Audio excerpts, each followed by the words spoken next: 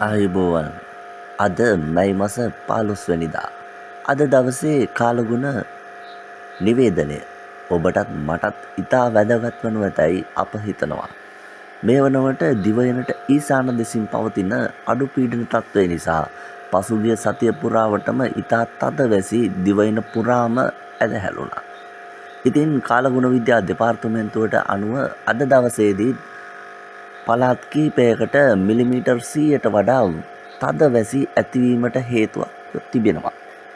ඒ වගේම බස්නාහිර, ඌව, වයඹ සහ පුත්තලම වැනි ප්‍රදේශවලටත් ඒ වගේම මධ්‍යම කඳුකරයටත් ඇතැම් විට වැසි තත්ත්වයන් නැතිවිය හැකි බවයි කාලගුණ විද්‍යා දෙපාර්තමේන්තුව සඳහන් කරන්නේ. ඒ වගේම ඇතැම් විට පැයට කිලෝමීටර් 25ක් පමණ වෙන තද සුළං ඇතිවිය හැකි බව ඔවුන් සැක පළ කරනවා.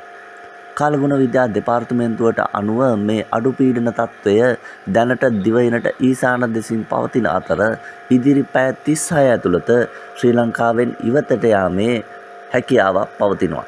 ඒ නිසා තව දුරටත් ලංකාව පුරාම වැසි තත්ත්වයක් අද දවසේදීත් අපට බලාපොරොත්තු විය හැකියි.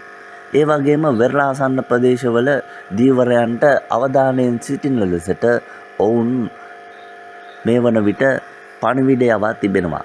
ඇතැම් විට කිලෝමීටර් 50ට වඩා වැඩි තද සුළං පුත්තලම, ආනමඩුව වැනි ප්‍රදේශවලින් බලාපොරොත්තු විය හැකි බවයි කාලගුණ විද්‍යා දෙපාර්තමේන්තුව පවසන්නේ.